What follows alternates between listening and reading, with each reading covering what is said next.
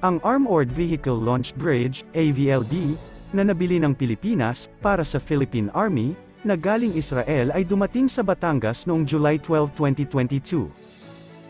Ayon sa aming source, may mga pagbabagong ginawa mula sa nakaraang plano, dahil ang Merkava IV platform ay nakitang mas kapaki-pakinabang kung isa sa alang-alang, ang kapasidad ng kagamitan, at ang naturang platform ay ihahatid ng Elbit Systems Land at C4I.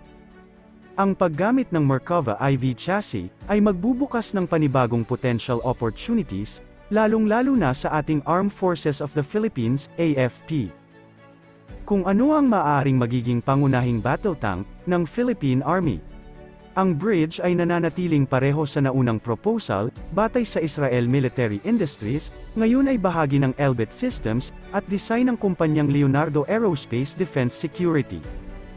Ang nasabing isang mahabang bersyon ng Joint Assault Bridge na inihahatid sa militar ng US.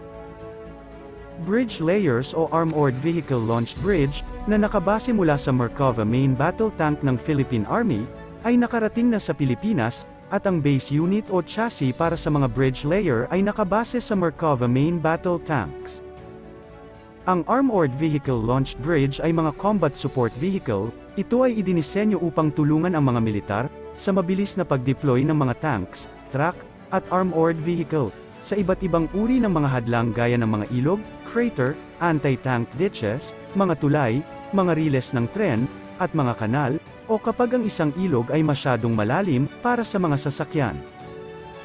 Isa na naman itong boost sa ating Armed Forces of the Philippines, dahil dito, mapapadali ang mga operation, ng ating mga kasundaluhan laban sa internal man o local threat, at baka ito na din ang panimula para sa pagdating ng iba pang mga newly acquired assets ng Pilipinas.